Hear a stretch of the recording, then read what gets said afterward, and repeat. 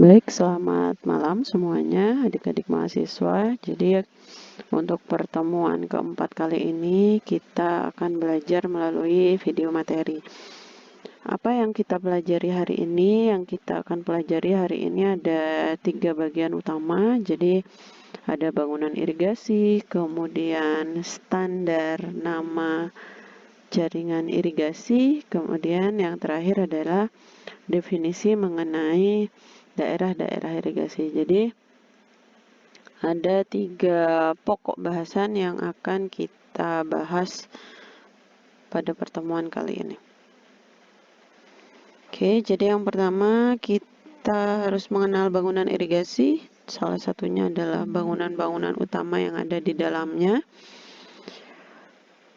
Jadi, jika dilihat pengertiannya, bangunan utama itu merupakan definisi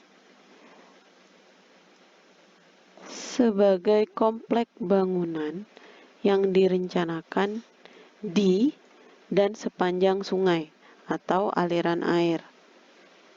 Untuk gunanya itu sebagai pembelok air ke dalam jaringan atau saluran irigasi di sini agar dapat dipakai untuk keperluan irigasi. Oke, jadi ada beberapa bangunan utama. Yang pertama adalah bendung tetap. Kalian pasti sudah sering melihat, mungkin sudah mempelajari ini, bendung tetap. Kemudian yang B adalah bendung gerak yang bisa diatur untuk level airnya. Kemudian yang C adalah bangunan utama sistem pompa. Ini yang biasanya elevasinya lebih tinggi daripada muka air permukaan di sini. Kemudian di sini juga ada pengambilan bebas. Biasanya langsung disadap dari aliran sungai atau aliran air lainnya yang permukaan. Kemudian biasanya di sini juga ada pengendali, entah itu bendung yang tetap, bendung gerak, dan lain sebagainya. Kemudian pengambilan bebas dengan ambal alam. Jadi yang ini ya biasanya di belokan sungai. Jadi di sini bisa diambil bebas untuk bangunan pengendalinya. Kemudian apa sih bagian-bagian utama dari suatu bendung di sini? Di sini yang pertama itu adalah bangunan pengelak, kemudian ada bangunan pengambilan. Kemudian yang ini bendungnya ya, ini tanpa atas, ini bendungnya. Ini bendung tetap. Kemudian kolam olah itu adalah kolam yang berada setelah bendung. Kemudian di sini ada pembilas atau penguras, kemudian kantong lumpur. Nanti untuk sedimen-sedimennya itu jadi masuk di sini. Kemudian yang kelima terdapat bangunan pengaturan sungai. Dan yang terakhir adalah bangunan pelengkap. Jadi nanti untuk rinciannya dan pengertiannya akan diulas lebih lanjut setelah ini. Yang penting kalian bisa mendeskripsikan gambar ini. Jadi gambar ini tuh terlihat tanpa atas. Di sini ada skalanya. Kemudian ini merupakan tanggul elevasi ya. Kemudian ini bukitnya. Kantong lumpur, setelah dari kantong lumpur dia masuk ke saluran primer. Ini kemudian ini adalah aliran sungainya ya. Ini ada bronjong, krip, penahan tanah di sini untuk melindungi sungai. Kemudian ada tanggul banjir, kolam olah seperti yang sudah saya sebutkan. Nah, ini jika terlihat tampak atas untuk bangunan utama. Kemudian kita beralih ke bangunan pengelak. Jadi bangunan pengelak itu adalah bangunan utama yang dibangun di dalam air. Nah, bangunan ini diperlukan untuk memungkinkan dibeloknya air sungai ke jaringan dengan jalan menaikkan muka air sungai. Dengan cara menaikkan muka air sungai atau mengambil air dari dasar sungai. Nah, di bangunan pengelak ini bisa misalnya airnya di sini, misalnya muka airnya. Kemudian untuk melimpasnya bisa pakai bendung, misalnya seperti itu ya. Jadi melimpas, kemudian bisa juga diambil dari bawah sini airnya. Oke, itu kalau dari bawah itu namanya adalah bottom rack. Kemudian, bila dipakai untuk menaikkan muka air sungai, maka ada dua tipe yang dapat dipakai. Pertama, seperti yang saya jelaskan adalah bendung pelimpah. Yang kedua adalah bendung gerak. Nah, bendung pelimpah maupun gerak memberikan tinggi muka air minimum kepada bangunan pengambilan.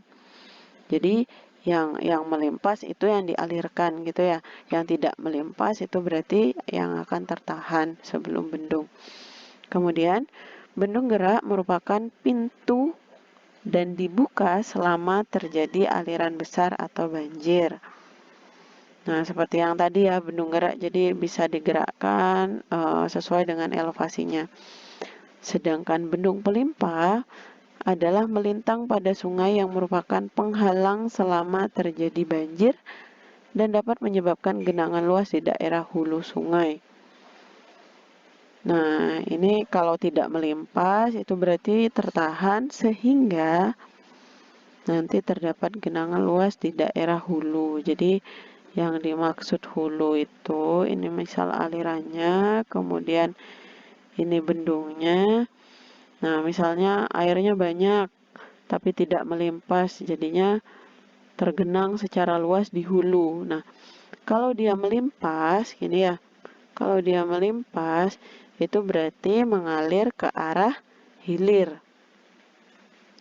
Oke, dari situ bisa ditangkap ya informasinya. Kemudian, pintu bendung gerak dapat mengatur tinggi muka air di depan pengambilan. Jadi, di depan pengambilan di sini.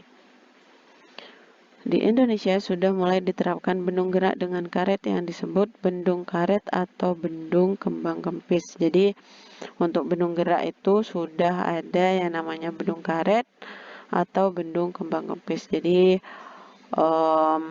seperti balon jadinya. Jadi bisa mengembang dan bisa menyusut bendungnya. Nah, ini adalah denah dan potongan bangunan bendung pelimpah. Ini adalah potongannya. Kita lihat dari ini potongan AA, berarti potongan AA kita lihat. Oh, potongan AA itu yang ini. Itu ada menerangkan di sana ada bendung, ini bendungnya. Kemudian di sini juga ada pengambilan. Di sini pengambilannya ada pengambilan, kemudian di sini adalah batas dari sungainya, dindingnya, ini bendungnya. Kemudian yang terlihat itu ini ada pengukurnya harusnya. Kemudian di potongan B dan C, potongan B dan C, potongan B dan C itu di sini. Nah, tentu kalian sudah tahu ya cara memotong, kemudian cara membaca gambar potongan, kalian sudah paham lah untuk itu. Jadi saya tidak menjelaskan secara detail tentang itu. Jadi ini potongan B-nya ini. Seperti ini bentukannya dan potongan C-nya bentukannya seperti ini. Kemudian ini denah dan potongan melintang bendung gerak. Jadi di sini ada bendung gerak. Kalau dipotong jadinya di sini. Di sini. Nah, ini ya yang dimaksud bendung penggerak. Jadi dia bisa membuka dan menutup di sini. Kemudian di situ juga ada saluran pengambil. Saluran pengambilnya di sini pengambil utama. Jadi gambarnya ini ya. Jadi bolong dia 2 di sini. Pengambil utamanya ke situ. Nah, kemudian untuk bendungan geraknya di sini dia posisinya. Ya. Jadi itu ya bisa dipahami ya, gampang kan untuk cara mendefinisikan potongan. Nah, di sini ada denah bendung saringan bawah. Ini saringan bawah. Kan tadi dibilang ada bendung dilimpasin ke atas, ada juga yang dilewatin ke bawah gitu ya. Potongan melintang bendung saringan bawah tuh seperti ini. Jadi di sini garis potongnya di mana dia? Sini nggak dijelaskin ya. Jadi seperti ini. Jadi melimpah seperti di bendung, tapi kemudian di sini dulu. Baru nanti dilimpaskan. Di sini ada pernyataan atau penjelasan. Jadi selain itu, bangunan pengelak dapat berupa bendung saringan bawah. Yang tipe bangunannya itu dapat menyadap air dari sungai tanpa terpengaruh tinggi muka air karena nyadapnya dari bawah. Nah, tipe ini terdiri dari sebuah parit terbuka yang terletak tegak lurus aliran sungai. Kemudian, tipe bottom rack atau tipe tirolete itu sangat cocok untuk sungai berbatu. Ini yang dipakai adalah tipe tirolete. Yang ini ya, karena sungainya berbatu. Kemudian saringan atau jeruji yang dipasang searah dengan aliran sungai akan mencegah masuknya batu-batu ke dalam parit. Maksudnya ini ya, kisi-kisi yang ini. Oke. Next. Kemudian di sini ada tipe-tipe stasiun pompa tinggi energi rendah. Nah, ini biasanya yang terkait dengan elevasi muka air permukaannya itu lebih rendah dari saluran yang akan kita tuju. Jadi, kita harus menggunakan bantuan pompa. Oke.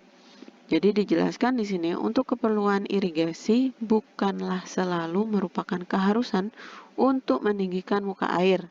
Nah, jika ada kejadian muka air terlalu rendah dan sulit diadakan pembendungan karena masalah tanggul banjir misalnya dan lain sebagainya, maka dapat dipertimbangkan dengan cara pompa. Jadi ini ada beberapa tipe stasiun pompa.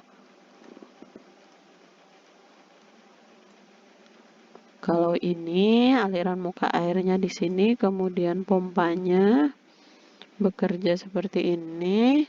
Yang ini juga sama sebenarnya caranya. Ini adalah ini ya, kalau dilihat potongannya itu muka air yang di sini tuh lebih rendah daripada muka air permukaan yang akan kita salurkan airnya ke situ. Jadi, mau tidak mau, kita harus menggunakan sistem pompa. Jadi yang di sini disedot, kemudian dialirkan ke sini. Nah, tadi bangunan pengelak, sekarang bangunan pengambilan.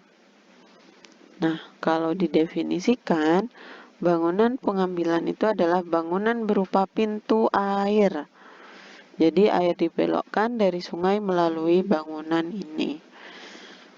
Pertimbangan utama dalam merencanakan bangunan ini adalah debit rencana dan pengelaan terhadap sedimen. Jadi harus hati-hati. Jadi bangunan pengambilan kita lihat di gambar pengambilan utama itu yang ini. Pengambilan utama kalau dipotong itu jadinya seperti ini.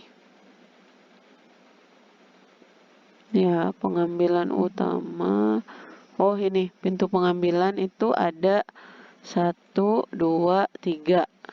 1, 2, 3. Jadi 3 segmen itu adalah pintu pengambilan. Nah, ini nih, ini ada pengaturannya ya. Kalau ada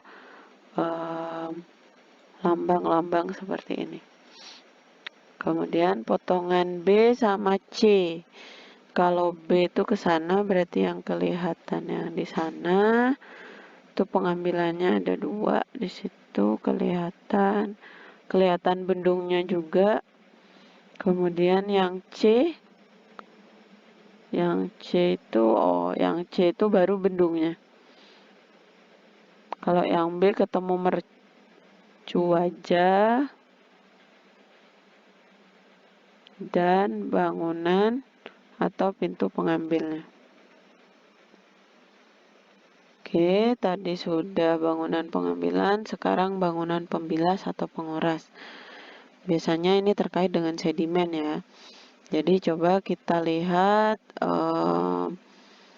pengertiannya bahwa bangunan ini dibuat tepat pada tubuh bendung, yaitu di hilir bangunan pengambilan yang berfungsi untuk mencegah masuknya bahan sedimen kasar ke jaringan. Jadi, jika pada kedua sisi dari sungai ini dibuat bangunan pengambilan, maka bangunan pembilas juga dibuat. Nah, ini. Jadi kalau ada pengambilan kedua sisi, misalnya kiri dan kanan, berarti bangunan pembilasnya sama, ada 2 juga, yaitu kiri dan kanan. Jadi bangunan ini ada 2 tipe, ada penguras bawah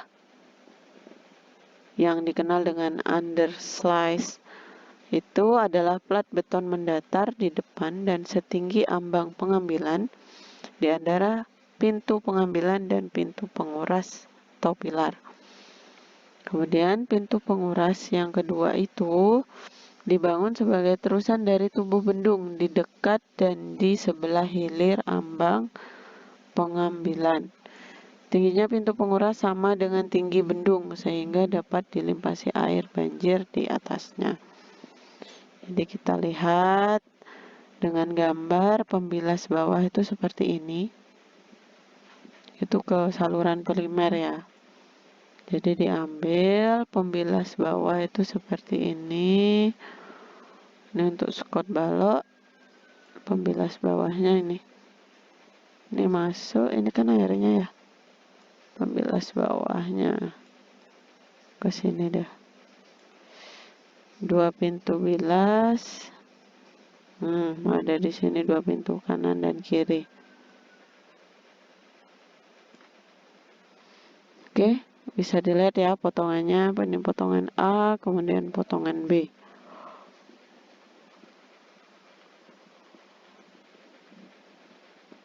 Kemudian yang selanjutnya adalah kantong lumpur. Jadi bangunan ini berfungsi untuk mengendapkan sedimen yang lebih besar daripada pasir halus. Jadi untuk diameternya adalah 0,06 sampai 0,7. Lebih besar dari itu. Jadi bangunan ini ditempatkan di hilir pengambilan. Kita nanti lebih jelasnya di gambar. Kemudian bangunan ini dibersihkan secara berkala karena apa? Karena kan sedimennya nanti kalau banyak akan mempengaruhi elevasi airnya. Dengan cara seperti apa? Dengan cara menggunakan aliran air deras, di mana endapan dibawa masuk kembali ke sungai. Yang A itu apa? A itu adalah bendung. Oh, ini sisi kanan lah anggap ya. Ini bendungnya. kemudian B1 pembilas, B2 pengambilan utama, ke sini ini nanti. Yang C ini adalah kantong lumpur, nanti endapan, kemudian D1 itu adalah pembilas, D2 itu pengambilan saluran primer. Jadi sebentar, yang D2 itu adalah pengambilan saluran primer. Kemudian yang E itu adalah saluran primernya. Jadi ngalirin ke sini. Untuk F-nya adalah saluran pembilas. Jadi yang udah dibilas, yang kantong-kantong lumpur dari kantong lumpur dialirkan kembali ke sungai. Kemudian ini adalah bangunan pengaturan sungai. Jadi bisa dijelaskan bahwa bangunan pengaturan sungai merupakan bangunan khusus di sekitar bangunan utama untuk menjaga agar bangunan tetap berfungsi dengan baik. Bangunan ini dapat berupa krip. Krip itu semacam penahan tanah, matras batu, pasangan batu kosong, atau dinding pengarah. Kemudian yang B adalah tanggul banjir untuk melindungi lahan berdekatan terhadap banjir. Kemudian ada saringan, jadi ada juga yang namanya saringan, itu biasanya ada di bendung pembilas bawah ya. Kemudian yang D itu tanggul penutup untuk menutup sebagian sungai utama. Jadi ini adalah bangunan untuk menjaga agar bangunan itu berfungsi dengan baik ya, terhindar dari erosi, kemudian terhindar dari berdekatannya terhadap banjir dan lain sebagainya. Kemudian di sini ada bangunan pelengkap. Nah, bangunan pelengkap itu ada beberapa. Yang pertama, pengukuran debit sungai dan saluran, kemudian pengoperasian pintu air, alat komunikasi, jembatan untuk pemeriksaan, instalasi tenaga mikrohidro. Jadi, untuk lebih lengkapnya nanti kalian dapat lihat di KP 01 mengenai bangunan utama. Nah, di situ ada beberapa alat-alat ukur, ada ambang lebar, kemudian partial. Kalian pasti untuk di Poltek ya sudah pernah praktikum hidrolika, jadi pasti beberapa dari bangunan ukur ini kalian sudah praktekkan seperti itu. Ada Cipoletti, Romin, Kramde, Greiter, kemudian pipa sederhana, CHO, kemudian CTH, Truth Flow. Jadi pengukurannya itu pada aliran atas, yang aliran bawah itu adalah yang ini. Dan di sini ada keterangan tentang pengaturnya. Ada yang pakai, ada juga yang tidak. Kemudian lanjut lagi, data-data yang diperlukan untuk perencanaan bangun utama apa? Nah, ini nanti bisa dibaca ya untuk definisinya. Biasanya untuk perencanaan bangunan utama itu dibutuhkan data topografi, kemudian hidrologi, morfologi, kemudian geologi terkait tanah, kemudian data mekanika tanah sebagai dasar untuk perencanaan fondasi, misalnya dinding penahan dan lain sebagainya. Kemudian yang lainnya adalah standar untuk perencanaan serta aturan-aturan yang dipakai. Yang terakhir adalah data lingkungan dan ekologi. Selanjutnya kita akan bahas tentang standar nama irigasi. Jadi untuk nama-nama yang diberikan untuk saluran irigasi dan pembuang, kemudian untuk bangunan-bangunan lain di daerah irigasi itu harus jelas dan logis. Kemudian namanya juga harus pendek. Karena apa? karena agar tidak punya tafsiran ganda atau ambigu. Kenapa lagi kalau harus pendek? Jadi biar nanti peta skema irigasinya muat, nggak kecil-kecil nama-namanya. Jadi harus dibuat pendek.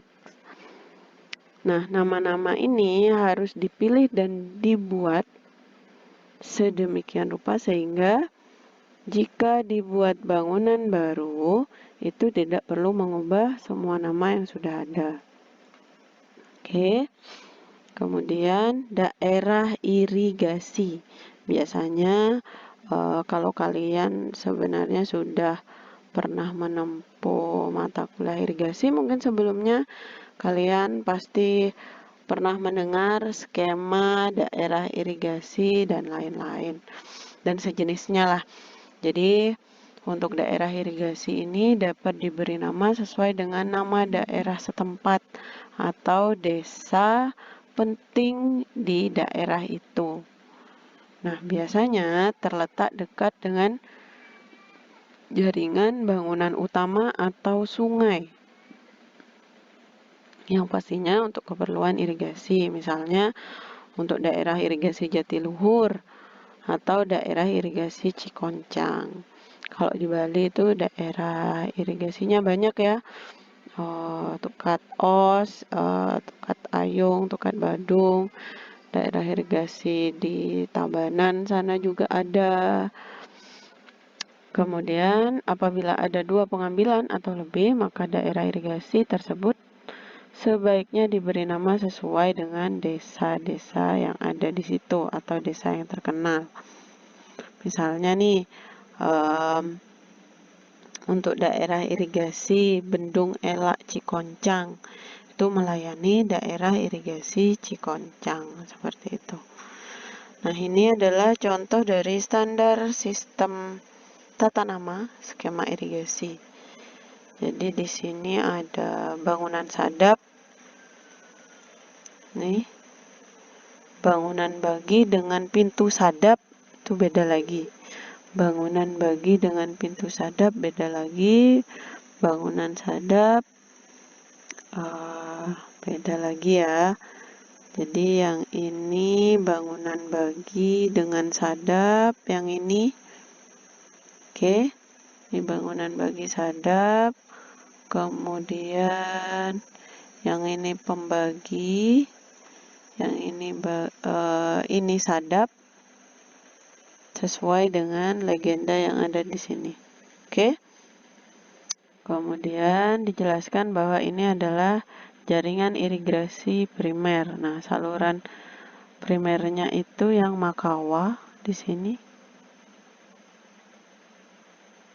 Kemudian di sini ada jaluran sekunder. Nah, saluran sekunder seperti yang dijelaskan tadi, misalnya mengaliri daerah desa apa gitu kan. Makanya di sini saluran sekundernya beda-beda namanya. Ini ada Samba, ini ada Kedawung. Nah, di sini ada aliran primernya juga ada 2, ada Makawa dan Lamogo. Ya, kemudian di sini ini adalah informasi tentang berapa lahan yang diairi dan lahan yang atau kebutuhan air lahan tersebut. Jadi kalau ini kiri ya, KI itu kiri, yang ini kanan. RL2, RK1, BK2 itu semuanya ada ininya. Ada artinya. Oke. Jadi itu simbolnya. Yang penting kalian tahu tentang mana saluran primer, sekunder, kemudian apa maksud dari skema-skema ini. Kemudian ini juga sama ya, tapi lebih detail dia di sini. Jadi ada jembatan, kemudian bangunan sadap, gorong-gorong, talang, sipon, dan lain-lain. Oke. Nanti bisa di gini ya sendiri ya, dicek-cek sendiri ya. Kemudian di sini merupakan penjelasan tentang ini. Nanti kalian baca. Ini kalau dibaca semua nanti kalian bosen dengerinnya. Jadi ibu akan menjelaskan hal-hal yang perlu kalian pahami aja atau poin-poinnya. Kalau seperti ini kan bisa nanti dibaca ya.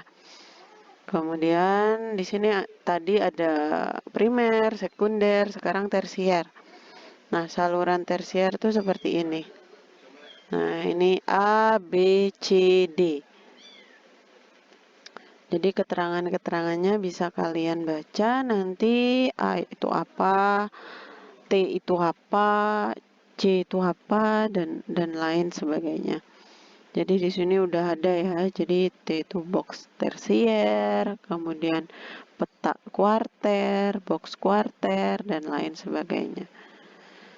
Nah, kenapa saya minta kalian untuk baca sendiri? Jadi biar ada bahan lah nanti untuk kalian cek-cek materinya. Kemudian nanti juga ada tugas juga terkait dengan skema irigasi. Sekarang jaringan pembuang. Nah, untuk jaringan pembuang ini saya ulas sedikit di depan saja. Di sini dijelaskan bahwa setiap bangunan jaringan irigasi dilengkapi dengan bangunan jaringan drainase yang merupakan satu kesatuan dengan jaringan irigasi yang bersangkutan. Nah, di sini pada umumnya pembuang primer berupa sungai-sungai alamiah yang kesemuanya akan diberi nama. Jadi saluran pembuang bisa dibaca nanti ya. Ini adalah teori-teori. Biasanya untuk pembuang itu biasanya diawali huruf D, drainase. Untuk definisi, kemudian arti terkait dengan hal-hal yang berbau pengertian lah. Nanti kalian bisa cari sendiri di Google misalnya yang ibu sampaikan kurang paham maksudnya, boleh kalian compare dengan beberapa referensi lain. Jadi tidak mungkin juga semua teori-teori atau pengemuka pengertian saya jabarkan di sini. Nanti ya habis waktunya di situ ya. Jadi ini yang maksudnya saluran pembuang tadi, D drainase itu maksudnya ya. Jadi langsung masuk ke saluran ke sini. Ininya D2, D3, D2, D1 baru dia ke saluran pembuangnya di sini. Oke. Kemudian tata warna peta. Nah, tata warna peta di sini juga ada ditentukan. Jadi biru itu untuk jaringan irigasi, merah itu untuk apa, coklat, kuning, hijau, kemudian hitam itu kereta api, warna bayangan dan lain sebagainya. Jadi memang benar-benar diatur seperti itu agar tidak ada hal atau arti yang ambigu. Kemudian ini ada definisi mengenai irigasi. Jadi daerah studi itu apa? Daerah studi itu adalah daerah proyek ditambah dengan das, seluruh das, dan tempat-tempat pengambilan air ditambah dengan daerah lain yang ada hubungannya dengan daerah studi. Daerah proyek apa? Sama sebenarnya, tapi di sini yang membedakan adalah di mana pelaksanaan pekerjaan dipertimbangkan. Kemudian di sini ada yang namanya daerah irigasi total atau bruto. Jadi sebelum saya lanjutkan ya, untuk definisi ini adalah pengertian-pengertian umum yang harus kalian ketahui seperti itu. Daerah irigasi total bruto itu adalah daerah proyek dikurangi dengan perkampungan dan tanah-tanah yang dipakai untuk mendirikan bangunan daerah yang tidak diairi. Kemudian jalan utama, rawa-rawa, dan daerah yang tidak akan dikembangkan untuk irigasi di bawah proyek yang bersangkutan. Kemudian kalau netu apa? Kalau netu itu daerah irigasi yang tanahnya yang ditanami padi, dan ini adalah daerah total yang bisa diairi dikurangi dengan saluran irigasi dan pembuang. Jadi daerah irigasi neto itu adalah petanya aja, peta sawahnya. Kalau yang bruto bisa kita definisikan itu peta sawah, kemudian daerah irigasi, tersier, primer, sekunder, dan lain sebagainya. Seperti itu ya. Kemudian untuk kelanjutannya bisa dibaca nanti. Kemudian daerah potensial yaitu daerah yang mempunyai kemungkinan baik untuk dikembangkan. Itu daerah potensial. Biasanya kan setiap kalian baca jurnal, daerah potensial untuk wilayah ini adalah ini, misalnya seperti itu. Itu maksudnya ya, yaitu daerah yang mempunyai kemungkinan baik untuk dikembangkan. Jadi luas daerah ini sama dengan daerah irigasi neto, tetapi biasanya belum sepenuhnya dikembangkan akibat terdapatnya hambatan-hambatan non-teknis. Nah, ini daerah fungsional. Daerah fungsional adalah bagian dari daerah potensial yang memiliki jaringan irigasi yang telah dikembangkan. Daerah fungsional luasnya sama atau lebih kecil dari daerah potensial. Nah, ini sekarang kalau dipotong secara horizontal,